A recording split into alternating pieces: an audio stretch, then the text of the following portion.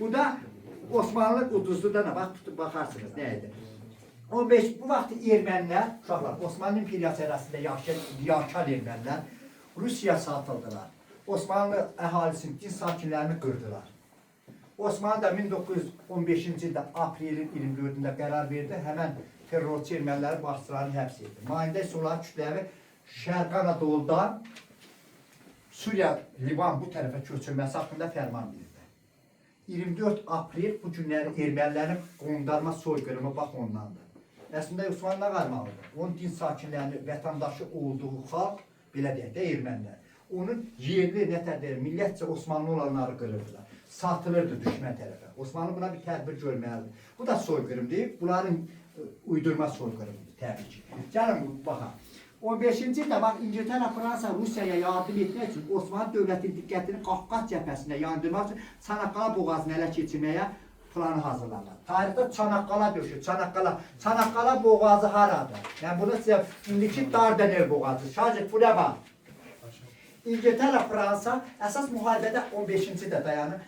Şərq cəbhəsi alovlandı, elə deyil mi? Döyüşlər harada girdi? Şərq cəbhəsi. Ona görə qərb cəbhəsi nisbi sakitdir. İngiltərə, Fransa Rusiya kömək etmək üçün istəyirlər ki, buna bax, bu Dardanel boğazını, indiki Çanaqqala türklərin dediyi Çanaqqala boğazını tutalar da İstanbulu tutaraq kimi təslim edirlər? Osmanlı. Amma türk xalqı bunu imkan verməli. 1915-ci ildə başlayan müharibə fevralına 16-cı yanvarına qədər Çanaqqala döyüşü. İngiltərə, Fransa və İngiltərə damyonları, bu gördüyümüz materik Avstraliya, İngiltərənin damyonudur. Yeni Zelandiya, burada Osmanlıya məğlub oldular. Çanaqqala boğazını tutabır. Burada bir də Seyid Onbaşı var, baxarsınız o kim olur.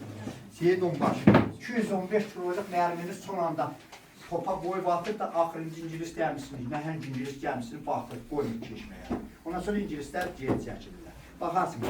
Bax, Çanaqqala döyüşü. Bir, mahiyyət budur. Çanaqqala boğazını ələ keçirmək, İstanbulu tutmaq. Bununla da Osmanlı dövlətini təslim etməkdir. Nəticədə Rusiya hərbi qüvvələrinə yardım mümkün olacaqdır. 15 fevralında başlayan müharibə 16-cı ilin yanvarında. Yaza bilərsiniz, Çanaqqala döyüşü 15 fevralı, 16-cı ilin 15 fevralı, 16-cı ilin yanvarında. Təxminən bir il davam etdi. İndi qulaq asın. Bəli, Çanaqqala döyüşlərində Türk ordusu 1. Kimlərə qalib gəldi? Fransa, 2. İngiltərə və 3. Onun dominionları Avstraliya, Yeni Zelandiya.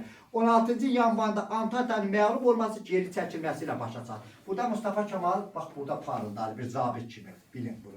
15-ci aprelində, şurada bir şeyi unutmayın, həm 1-ci, həm 2-ci Dünya müharibəsində İtaliya, Almaniya tərəfindən müharibəyə qoşulsa da, müharibənin gedişində İtaliya rəqib cəbhəyə keçir. Məsələn, siz bilirsiniz ki, Üçlər İttifaqı 82-ci ildə yaranır, 1800.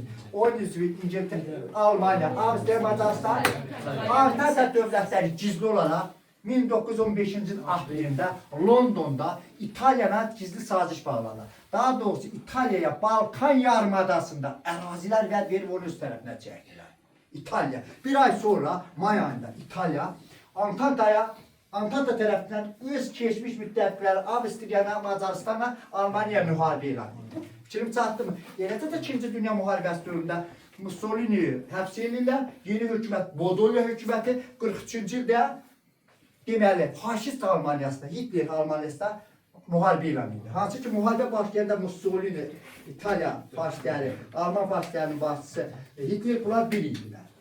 İndi görəcək, bax, İtaliya hər iki dünya müharibəsində Almaniyanı yarı yolda qoydu.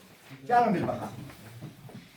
İndi qulaq asın burada. 15-ci aprelində Antarktika dövlətdə İngiltərə, Fransa, Rusiya İtaliyaya vəd edirlər, Londonda. Onun üst tərəfinə çəkdi, gizli müqavilə. Belələ İtaliya Antarktikaya qoşuldu.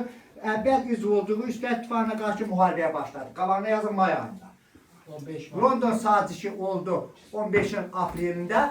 İtaliya müttəfiqlərlə müharibə elan etdi may ayında, bir aydan sonra.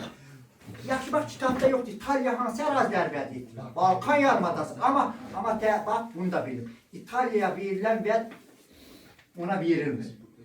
Paris konferansında verilir. İtaliya ona görə, bax, konferansdan narazı qalan dövlətlərdən bir İtaliya olacaq. Görəcəyimdir. Buna bax, bu hadisə Almaniya və müttəfiqlərin vəziyyətini ağırlaşdırdı. Bax, bu qərb cəbhəsində tərəflər mövqeyin Almaniya onun müttəfiqlərin əsas diqqəti haraya yönəldi? Rusiya. 15-ci ildə 1.